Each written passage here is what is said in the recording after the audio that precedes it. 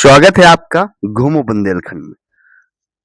जब आप चित्रकूट आते हैं तो वहां पर कई सारे ऐसे स्थल हैं जहां आप जा नहीं पाते हैं।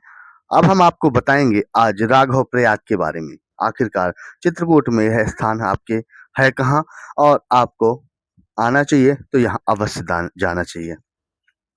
इसके पहले चैनल को जरूर सब्सक्राइब कर देना। राघव प्रयाग यह राम घाट का दक्षिणी सिरा है जहां पर 4 दिव्य नदियों का संगम है।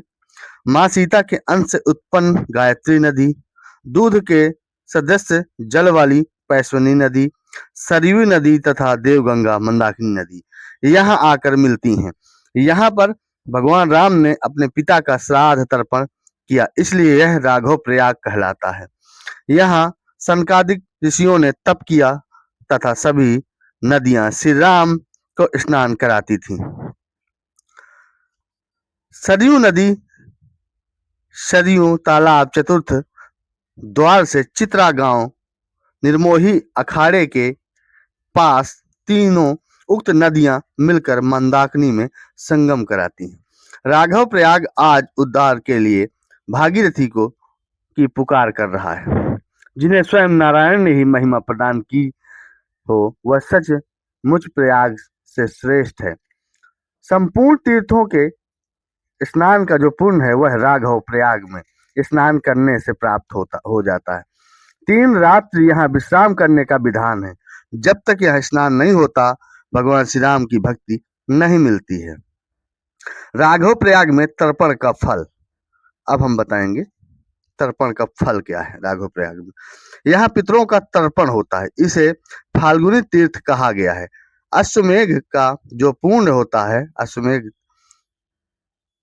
वह फाल्गु तीर्थों में पितरों के श्राद्ध तर्पण से ही मिलता है। भगवान राम ने अपने पिता दशरथ जी का श्राद्ध संस्कार कर इसे प्रयाग की महिमा दी। करि पितु क्रिया वेद जसी बरनी, भे पुनीत पातक तमहरनी। यहाँ मंदाकिनी जल में एक बार जो भी पितरों का तर्पण करता है, अल्प मूल्य तिल व जल से ही मानो उसके पितरों का उद्धार कर दिया। हजारों वर्षों तक उसके पितृगण स्वर्ग में स्थान पाते हैं। द्वादशी तिथि में व्यतिपात योग या गुरुवार को पुष्प नक्षत्र में यहाँ पर पितृगणों का श्राद्ध करने पर वही पुण्य मिलता है जो पुष्कर क्षेत्र में श्राद्ध करने से मिलता है। चित्रकूट क्षेत्र में अपने पितृगणों की स्मृति में जो कच्छ, कूप, तालाब, वृक्ष लगाता है, सुवर्ण दान से भी अधिक करोड़ों गुना पुण्य मिलता है।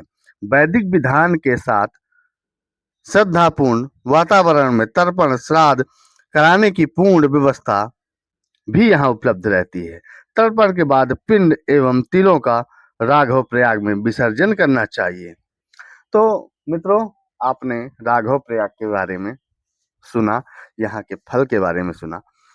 तो आपको जब आप आते हैं, आप अपने पितरों का पिंड दान करते हैं, तो राघव प्रयाग में आपको अवश्य करना चाहिए। यही चित्रकूट की महिमा है।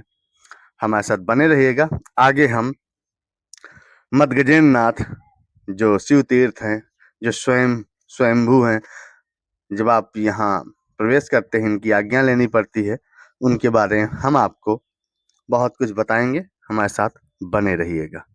जय चित्रकूट धाम, जय बुंदेलखंड, जय श्री राम।